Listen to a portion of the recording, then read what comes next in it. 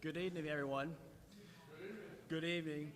Thank you for joining us tonight. My name is Kevin Werner, and I'm a Vice President with MidWestOne Bank in Iowa City. And I have my colleagues tonight with me, Cindy Schrock, Alan Schneider, Dennis Mitchell, and Jim Cantrell. Jim is a Senior Executive Vice President with the bank, and he's also on the Oak Knoll Board of Directors. So we thank Jim for coming tonight. No tough questions. Tonight's topic is fraud from the perspective of bankers. And so I wanted to introduce ourselves, and I also wanted to give you a little history about our bank. So our bank was founded by Ben Summerwell, Grandpa Ben, as we affectionately refer to him, in 1934. We were founded as Iowa State Bank and Trust. We are now MidWestOne Bank, but our headquarters are in the same corner of Dubuque and Washington, Clinton and Washington Street, and we operate under the same charter as we did in 1934. We are in 5 states. We're in Iowa, Wisconsin, Minnesota, Colorado, and Florida. I wanted to start tonight because of this topic about fraud. Something happened to me this year. In February, I was at my desk, and I got a call from our payroll department. And our payroll person said that someone had filed a fraudulent unemployment claim under my name, my social security number, and had my home address. I've been working at the bank for 21 years, and I felt very fortunate that the payroll person knew me and knew it was a fraudulent claim, and immediately replied to the Iowa Workforce Development and said, it's not true. He's still working full-time for us. But she notified me, and I remember thinking at that time, gosh, I've worked in this industry for 35 years. I've protected my name and my social security number. I've worked with clients that have had fraud and worked through these types of situations. I really wasn't sure what I did wrong. And I don't know really to this point what happened, other than I knew a couple things. One, I wanted to talk to somebody I trusted, and it was at lunchtime. And I remember I called my wife, and her comment to me was, what do we need to do? Sometimes on these fraud situations that we'll talk about tonight, the fraudster doesn't want you to talk to anybody. They don't want to get somebody else involved. They don't want somebody else to be able to maybe talk through the situation with you. So that was important to me, was to talk to somebody I trust. The second part was, and we're going to leave some resources with you tonight, but this book talks about taking action. You know, what can I do? What should I do? And the first thing I did, as a client, I notified the bank. I said, someone has my name and my social security number. So at the bank, at your financial institution, we can put an extra alert on your accounts. The second thing I did was I talked about with the FTC, I could file a fraudulent affidavit that, again, documents what happened and that timing of getting that done. Some of the things that we can talk through tonight, we have to do ourselves, but we can do it. You can do it. The third thing I did was I put a credit freeze on all my credit reports. So anybody trying to obtain credit, I'd have to unlock that report. I'd have to go in and physically put the pin in and get that unlocked. I had a situation today where a customer was in, we were talking about a loan. Sometimes you forget you've locked the credit bureau because, again, I've done this a while back, I'd forgotten, but that really stops us from moving forward on a potential fraudulent transaction or something like that. I monitor my accounts, which I think is important. The last thing I can tell you, thankfully, I haven't had any issues. I haven't had any problem so far, but I do think the relationships matter. That trusted advisor, is it your accountant, your attorney, your neighbor, a family person? So tonight when we do our presentation, I'd ask you to please think about if it happens to me, if I'm the person, or if I'm the trusted advisor. If I get the call from a family member or a friend that says, gosh, I got this phone call, I got this situation, what can I do to take charge? I want to introduce Dennis Mitchell. Dennis is one of our trust officers, and he'll walk through a slideshow presentation for us. All right, thanks, Kevin. Let's get back to the beginning here. Great. Well, that was a great story that Kevin just shared. And what I thought I'd do as part of my presentation is kind of run through some of the common sort of scams and ways people try to financially exploit you. You know, hopefully, at least for me anyway, those kind of personal stories or examples are always, I think, a little easier to relate to or kind of remember if you encounter a similar situation. So one thing I wanted, obviously anyone can be at risk for financial exploitation, but unfortunately as we get older, we tend to be more frequent targets. A MetLife study from 2010, and this, again, this is more than 10 years ago, suggested that older Americans may have lost upwards of $2.6 billion to financial exploitation. And unfortunately, elderly women were nearly twice as likely to be victims as men. And these cases are often complex and difficult to investigate or prosecute. So oftentimes, people that try to exploit us can include internet scammers, telephone and mail scammers. Unfortunately, sometimes home repair contractors. We often see this right after the derecho or storms. Sometimes even family members and friends and acquaintances, and even financial advisors. So one common scam, in fact, this just came up with one of our customers recently, and I have a family member that somebody tried to attempt the scam on them, but somebody may call you pretending to be from the Geek Squad, Best Buy, someplace like that, indicating that there may be viruses or malware on your computer, and they might ask you for remote access to your computer just to check it out for you, make sure everything's okay.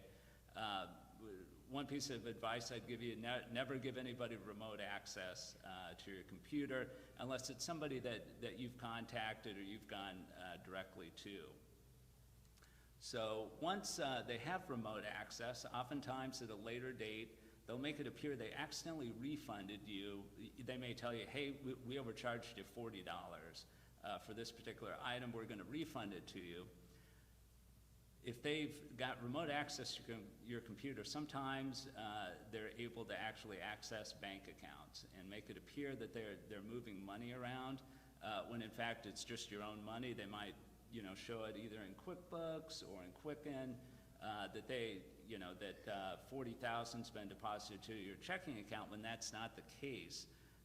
Oftentimes these scammers will be in tears, claiming that if you don't wire back this 40,000 they inadvertently deposited to your account, that they're going to be fired and all these things, terrible things are going to happen to them.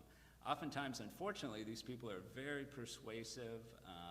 It's unfortunate a lot of these people don't use their powers for good, instead of trying to scam us. But this happens more than you think, and it's unfortunate. It does happen to some people, where they'll often wire transfer the funds, and once you've wire transferred money somewhere else, it's almost impossible to get back. So another common scam is sometimes people will call claiming to be there from the IRS. They'll often tell their victims that they owe past due taxes that must be paid promptly, or either you could be arrested or something along those lines. And what they'll ask for you to do is either wire the funds or sometimes even pay through a preloaded debit card. Again, another alternate scam is to tell the victim that they have a refund coming, to try to trick you into sharing private information with them. Another common one is the grandchild that may be in trouble. Somebody calling, pretending, and a lot of times they'll get information about us right through Facebook or other social media posts. So they may know we have grandchildren, or and the scammer will call, pleading that, hey, I got in trouble for X, Y, and Z. I'm in jail. Please can you wire transfer this money, or again, send this preloaded card somewhere.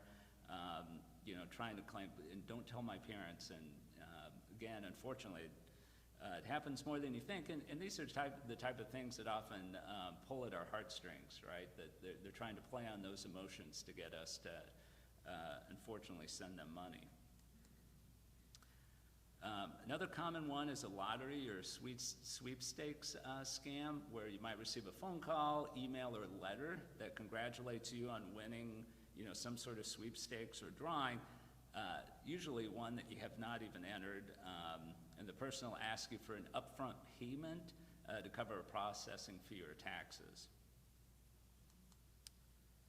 So some tips for avoiding these types of telephone scams. Number one, again, never give someone who calls you remote access to your computer. If something sounds too good to be true, it usually is. You should never sort of pay to play. A legitimate sweepstakes will never ask for money up front.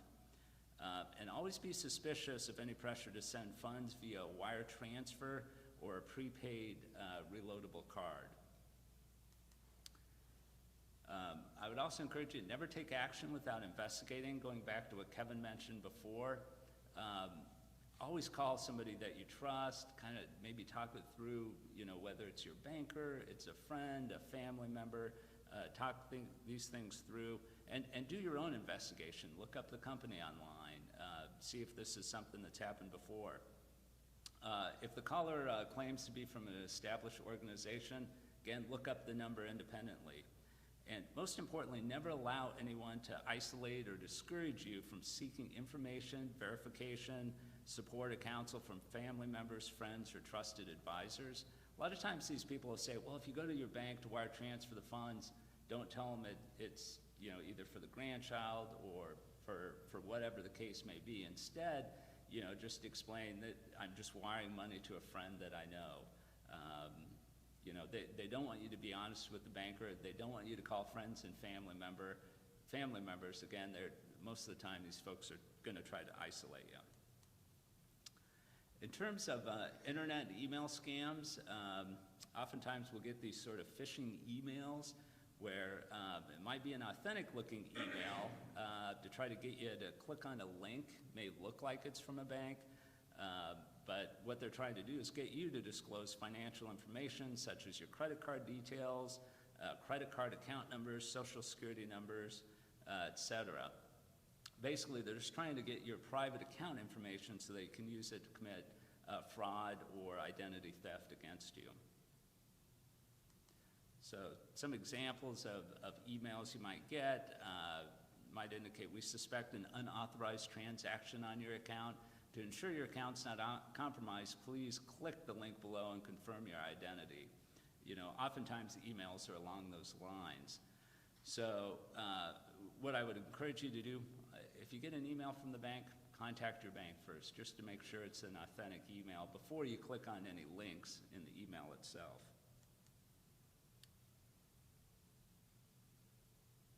So the other thing, even at the bank in our trust department, I've seen this happen. We'll get scammers that will disguise an email address to look like it's coming from somebody else. And so again, they're trying to get you to share information about an account or things that they can use against you later on. So some tips to try to avoid computer and internet scams.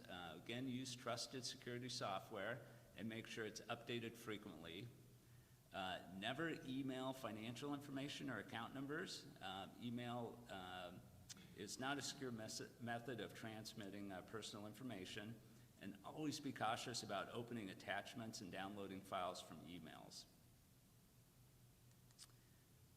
In addition, use passwords that will be hard for hackers to guess. So for example, use a mix of numbers, symbols, and letters.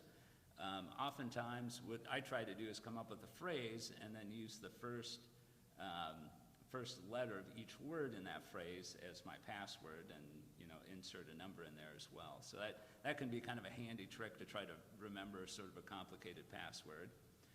When you go to websites, before you enter any payment or sensitive information online, make sure you check that oftentimes on secure websites, there'll be that little padlock in the upper left-hand corner. So make sure you look for that.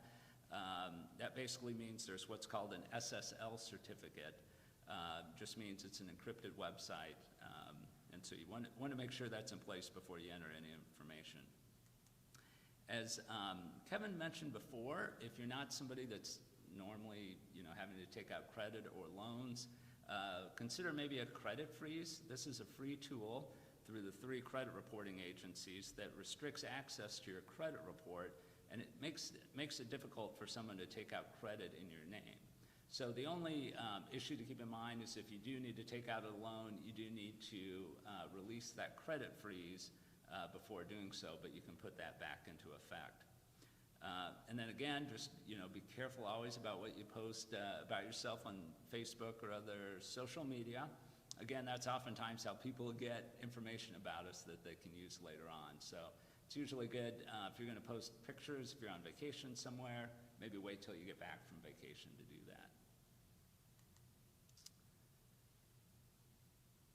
So the couple other things I would just point out, oftentimes it's a good idea to, again, have these sort of trusted folks in place that you can always call if something happens. Again, awareness and prevention is important. Also think about, too, if something happens, do I have somebody in place that can either serve as a financial power of attorney for me down the road in case I'm at a point where I can't make those decisions for yourself. So similar to a healthcare power of attorney, it's a great idea to have a financial power of attorney in place. So I would note as our trust department, again, as a fiduciary, we are, for example, able to act as power of attorney for folks. And so sometimes it can make sense to use a bank in those situations if you may not have a loved one or somebody close to you that can step into that role for you.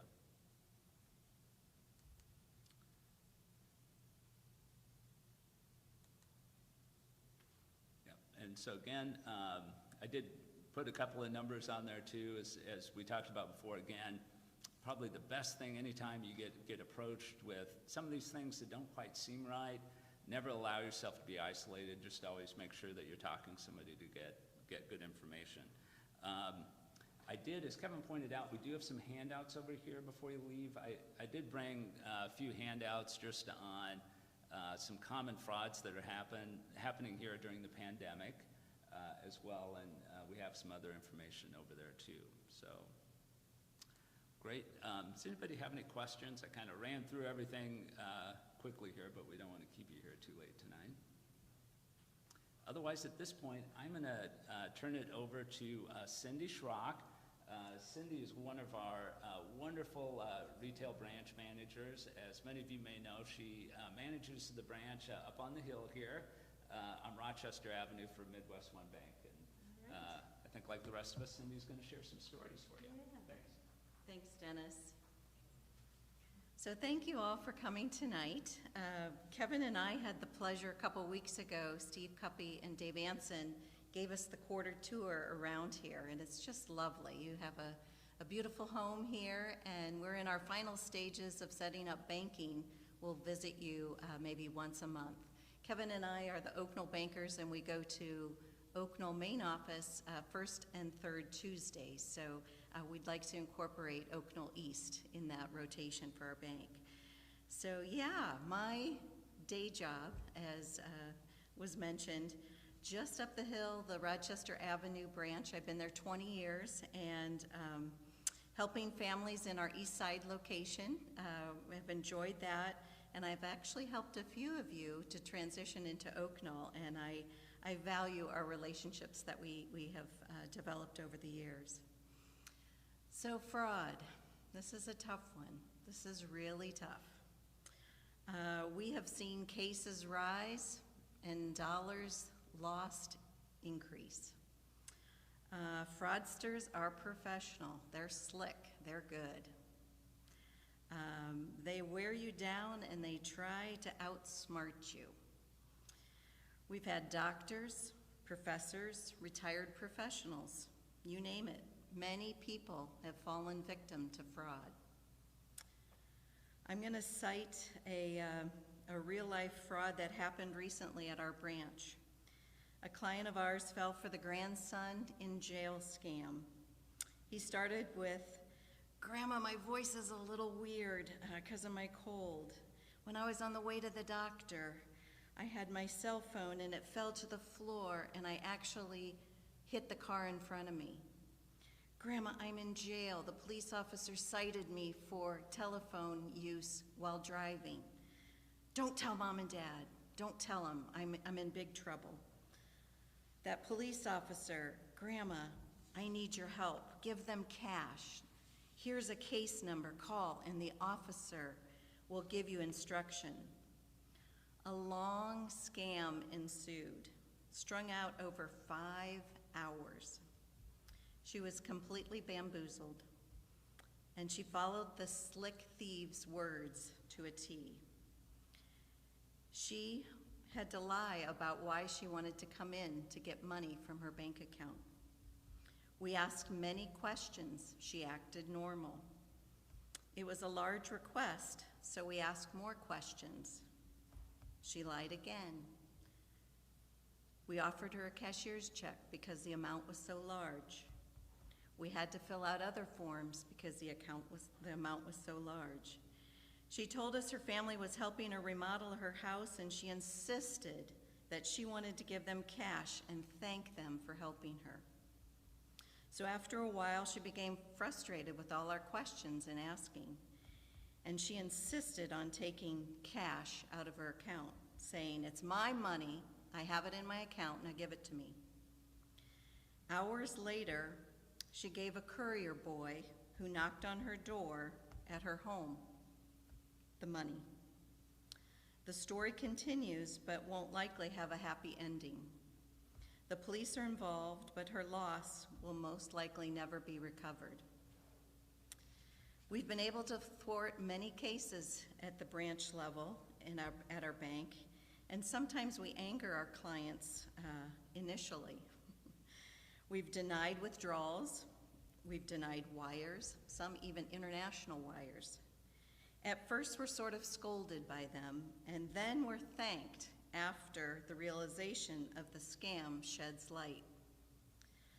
I have a great staff and we ask lots of questions, but we can't completely stop all attempts at fraud, especially if they're following the script from the fraudster of exactly what to do and say if asked or questioned. It's truly your money on deposit, and we hope to help you. We question the purpose and the details, but like Kevin mentioned earlier, if you can call just one trusted person, relative, or friend to discuss and get a second or third opinion prior to going ahead with mailing Western Union, buying gift cards from big box stores, or wiring money, you may thwart that crime. Banks are also seeing customers letting fraudsters clean their computers. They give access to enter their computers, and we see that about weekly. It's quite a process for both parties involved, whether we have to close down the account, put fraud alerts on, the anguish of resetting up automatic deposits and withdrawals. There's a lot of work involved for everybody. And we know you know not to give the fraudsters information out over the phone relating to your bank account or your social security number, but they're slick and they're persistent, and sometimes we fall for it. Hang up and call your own banker if they say it's the bank calling. I hope you have a relationship with your banker and you know her or his voice. We want to be your trusted advisors, and we work hard at that, and relationships are very important to us. And if you don't have a relationship at your bank, we need you to pursue one. It's not just for fraud, but it's for planning, investing, and financial problem solving. We're here to help. So Alan Schneider, talking about the IT piece, will follow me, but we just want to also say, if it happens to you, give yourself some grace, because they're good and they're professional, but also, as Kevin mentioned, you need to act quickly and you need to deal with it in an expedient manner. So, thanks.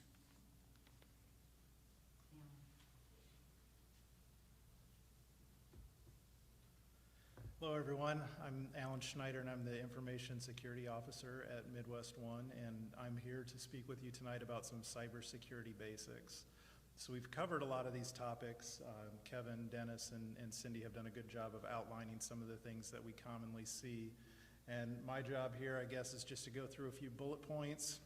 Some of these will be review from the previous presentations about what you can do to protect yourself online or with technology. And that's where we'll start is, what is cybersecurity? That's a big word, a relatively new term, and basically what it is, and it's the reason I have a job at the bank, is we're trying to help people protect their information and protect themselves when they're using online resources or just any type of technology in general. I thought it'd be good just to get an idea of how everyone here uses the internet. So if you're willing to raise your hand, I'd just be curious to know what you guys are doing in terms of online banking. Does everybody use online banking or use internet for banking? Quite a few, all right. Medical records are online anymore, so being able to set doctor's appointments, order medication and things like that. A lot of you do that as well. That next icon up there is for email. Do we have a lot of email users out here, especially over the last year or so?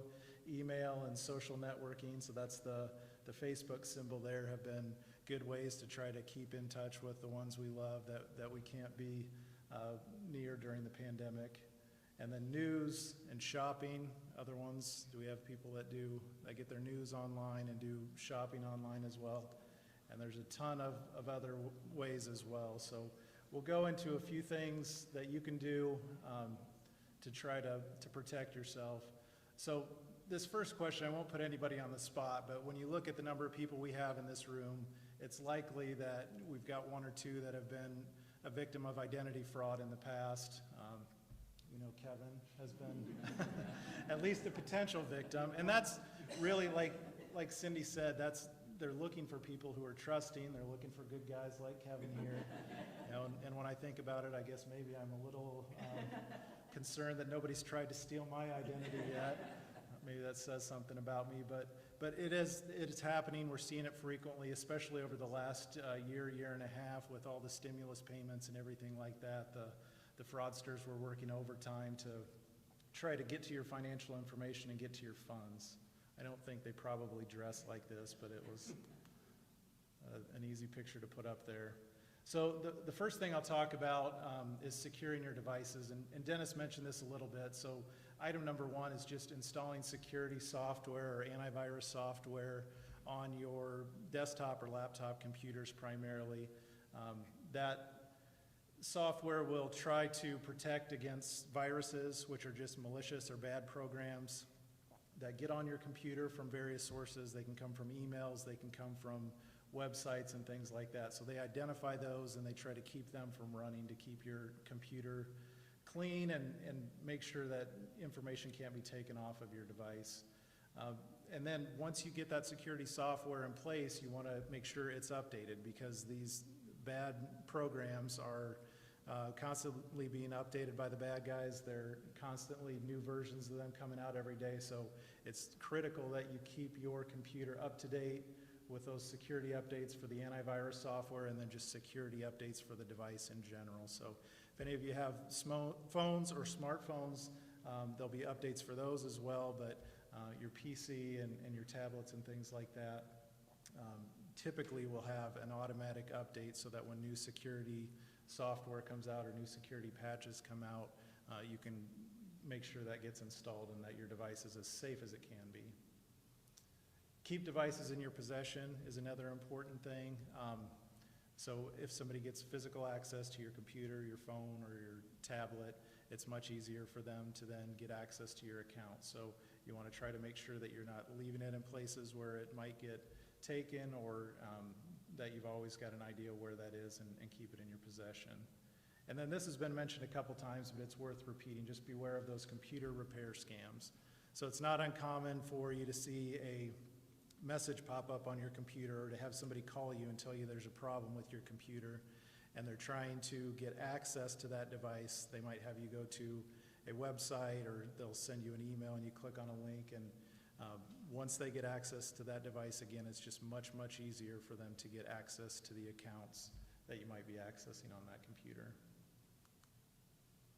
Next up, and we've covered this topic a little bit too, securing your password. So as Dennis mentioned, choose a strong password. That's a pretty critical piece of it. Don't use the word password. Don't use 1, 2, 3, 4, 5, 6. Those are pretty common ones that can get guessed very easily. The second item up there, I don't think we've mentioned yet, but it's a critical piece of it too. Don't reuse your passwords on multiple sites. So don't pick one password and use it for your online banking and your Facebook account and things like that. The reason for that is when you're setting a password at an online site, they keep a database of all those user passwords with the site. It's well protected. It really shouldn't be anything that can harm you, but they do from time to time have breaches at some of those companies, and Facebook is an example. A few years back, they had millions of passwords that were compromised, and if you're using that Facebook password for your email account and the Facebook account is tied to your email address, it's easy enough for the bad guys to go out to those sites and try that password that they were able to get online and use it on a different site. So it's important to try to pick a unique password for each site that you visit if you can. And then finally, keep those passwords private. So there are many scams where someone will call up and tell you they're from your bank or from some other type of organization you trust. And I know at MidWestOne, it's our policy not to ever call a customer and ask for their password. We should really never ask you for your password at any point. So if you get one of those calls, you definitely, like Cindy said, you want to question that and probably hang up on that call and call your banker directly if you think that might not be a legitimate call. To safe use of social media, we've covered this a little bit as well. And again, social media would be Facebook and some of those other applications that some of you may use online. Be careful what you share. Facebook posts are a way for people to get information about you that they might be able to use to guess your password. They might be able to use that to try to give you a call and provide you with some information that makes you think that they're someone you know. Don't share personal information. I think that goes without saying. You want, especially if you don't know who you're communicating with, and that's the third bullet point there. It's very easy for somebody to send an email impersonating somebody else. You can create fake Facebook account or social media accounts and make somebody think that you're someone that you're not.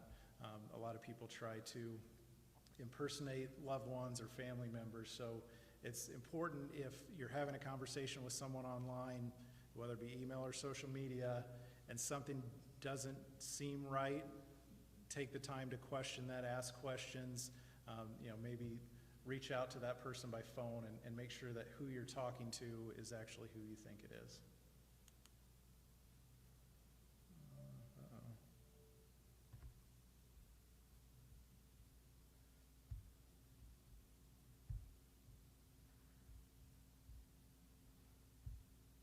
This would happen while I'm up here. Okay. It's a good thing the IT guy was here. Yeah.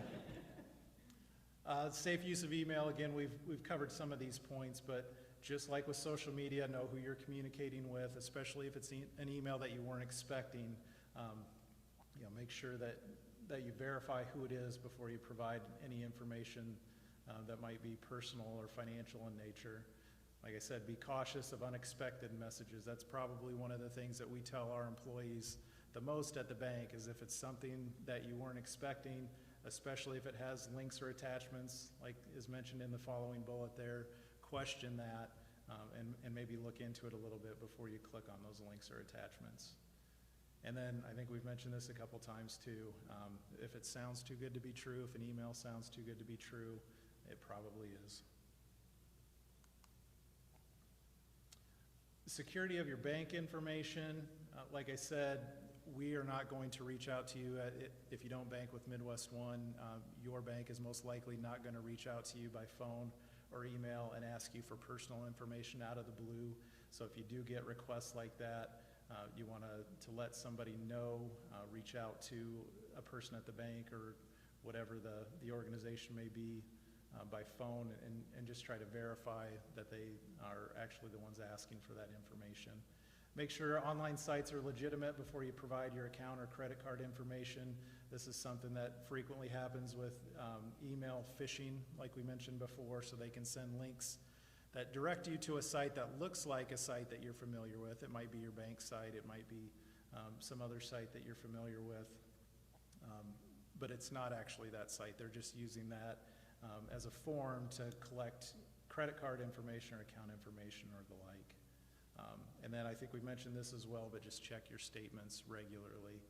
Make sure there are no unexpected charges on there. And if there are, then report that as soon as you can. Oops. So then finally, just wanted to review a few of the points. One of the most critical things, if you take nothing else away from this presentation, this would probably be the one thing to remember. Just stop and think. These criminals are trying to use emotion, use a sense of urgency to try to get you to act without thinking. So take your time, realize that it's a situation that's out of the ordinary, and either ask them questions to try to understand what's going on, or ask someone else questions or get somebody else involved to help. And the second bullet point there, don't be embarrassed to ask for help. Like Cindy said, these things happen on a daily basis. They happen to really smart people, because this is the fraudster's job, is to try to get financial information. And they have many different ways to do it, many different strings that they can pull to try to trick you. So if you happen to be in a situation like this, don't be embarrassed to ask for help. Just ask for help as soon as you can, and the quicker you get that help, or the quicker you get some outside assistance in this, the quicker you can put a stop to it. And then lastly, just ask questions. So if you're in the situation, ask questions to verify you know who you're talking to. If you need help, if you need better understanding of some of these scams, we're here for your questions as well. So with that, that's the end of my presentation. So does anyone have any questions this evening? That's great if we covered everything.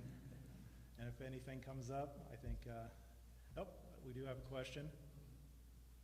Recently, we've heard reports of ransomware, and they can strike individuals as well.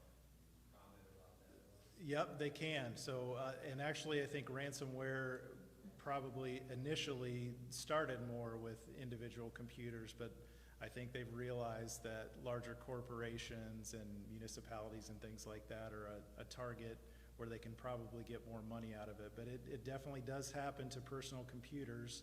And for those of you who aren't familiar with that, what ransomware is software that runs on your computer that starts to encrypt the files so that you lose access to them. And then you'll typically get a message back from whoever was responsible for that software saying that they will restore your files or restore your access to those files if you pay a ransom. And it started fairly small. I think it was typically in the range of a few $100s initially when this started to become more popular a few years back. But there have been ransoms paid, in excess of $1 million. And again, typically those are corporations, but I know there's still individuals that are having that happen as well. So that, most of the time, the way that happens is through an attachment or a link in an email. So that's another reason to not click on those links if you weren't expecting it or if you don't know where it's coming from. Good question. Thank you. Yep. I think most of us have had hello, Grandpa, I'm in jail calls. We've had, what, 5 of them maybe over 5 Really? or 4. Yep. One of them I asked, I said, what's your name? And they hung up. Well, You know, we have 4 grandsons. But the other thing that happened is that we have Windows on our computer, and I've had calls representing Microsoft, and it needed to get into your computer to update your Windows software. yep. And That's that's where you hit the delete button.